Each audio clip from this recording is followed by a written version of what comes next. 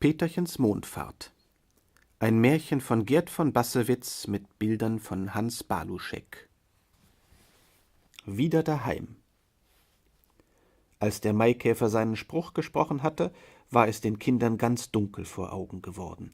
Sie fühlten, wie der Boden sich unter ihnen auftat und wie sie in eine fast unendliche Tiefe hinabsausten. Sehen konnten sie nichts und hören konnten sie nur ein ungeheures Brausen und Summen. Krampfhaft hielten sie einander umklammert und konnten weiter nichts denken, als dass sie sich nur nicht loslassen durften. So ging es eine ganze Weile, und dann war es ihnen plötzlich, als sänge mitten in dem Brausen und Summen ein kleiner Vogel. Immer lauter wurde das Zwitschern und Singen, das Summen aber wurde immer leiser, bis es ganz aufhörte und nur noch das trillernde Vögelchen zu hören blieb. Da wagten die Kinder, die Augen aufzumachen. Ha! Sie saßen in ihrem Kinderzimmerchen, eng umschlungen im Nachthemdchen, mitten auf dem Tisch. Die Sonne warf gerade den ersten blitzenden Strahl durch das Fenster, und auf dem Fliederbusch draußen pfiff ein kleiner Zeisig vergnügt sein Morgenliedchen. Beide Kinder waren so erstaunt, dass sie sich zunächst mit weit aufgerissenen Augen anguckten. Dann sagte Peterchen, aber erst nach einer ganzen Weile, »Anneliese«, und Anneliese sagte, »Peterchen«. Als sie dabei merkten, dass sie ganz richtig noch Peterchen und Anneliese waren und nicht etwa Fledermäuschen, Mondschäfchen oder Kanonenkugeln, platzten sie los und lachten schrecklich. Sie hatten aber auch wirklich sehr komische Dinge erlebt und waren nach so viel Gefahren und Abenteuern ohne eine einzige Beule oder sonst ein Wehwehchen wieder daheim in ihrem Stübchen. Grund zur Freude war also genug. Alles um sie her war ganz in Ordnung.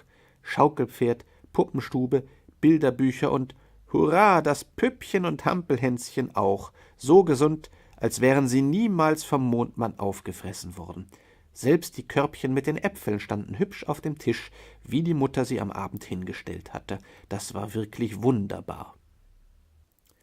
Sie waren noch damit beschäftigt, all dies jubelnd festzustellen, da hörten sie draußen die dicke Minna kommen.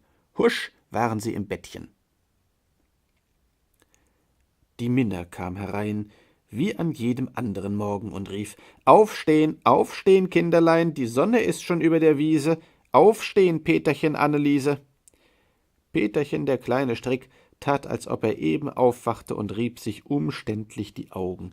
Dann fragte er ganz verschlafen, ob es schon so hell wäre. »Natürlich«, sagte die Minna und zog die Gardinen am Fenster zurück. Summ schwirrte etwas in der Stube umher. »Der Maikäfer«, riefen die Kinder wie aus einem Munde und waren im Nu aus dem Bett. Schwupp hatte die Minna ihn schon und wollte ihn ins Feuer stecken, aber da kam sie bei Peterchen schön an. »Was? Den Sumsemann totmachen? Der darf nicht totgemacht werden, das ist unser Sumsemann, den muß man fliegen lassen«, rief er und zog sie energisch am Schürzenband. Die Minna schüttelte den Kopf. Sie konnte nicht begreifen, was das alles heißen sollte. Sie war eben zu dumm, die Minna. Schließlich aber gab sie den kleinen Käfer der Anneliese auf so dringendes Bitten doch ins Händchen und ging hinaus, um die Mutter zu holen. Kaum waren die Kinder allein, so liefen sie zum Fenster und betrachteten den Käfer Matz. Er lag in Annelieses Händchen und stellte sich tot. Natürlich, die Minna hatte ihn auch schauderhaft erschreckt. Peterchen zählte sofort seine Beinchen. Ja, es waren richtig 6 Beinchen. Also das Abenteuer war nicht umsonst gewesen. Die Beincheneroberung war geglückt, wirklich geglückt, und die Sumsemanns waren nach 1000 Jahren zu ihrem Recht gekommen durch die Taten Peterchens und Annelieses. Anneliese meinte, man könne es wirklich nicht sehen, dass das Beinchen angeklebt sei, und aus tiefer Überzeugung sagte sie, Spucke klebt schön. Ja, das wird jeder glauben nach dieser Erfahrung. Da krabbelte das Käferchen wieder. Er merkt, dass wir es sind und fürchtet sich nicht mehr, meinte Peterchen, und sie freuten sich beide.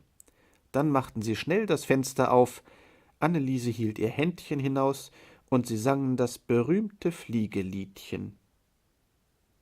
Maikäfer, flieg, dein Vater ist im Krieg, deine Mutter ist in Pommerland, Pommerland ist abgebrannt. Maikäfer, flieg.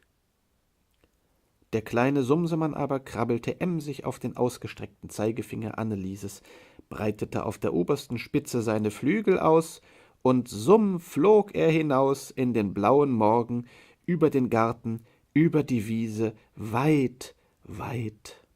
»Ade, ade, Herr Sumsemann, kommen Sie gut zu Hause an«, riefen sie und winkten ihm nach.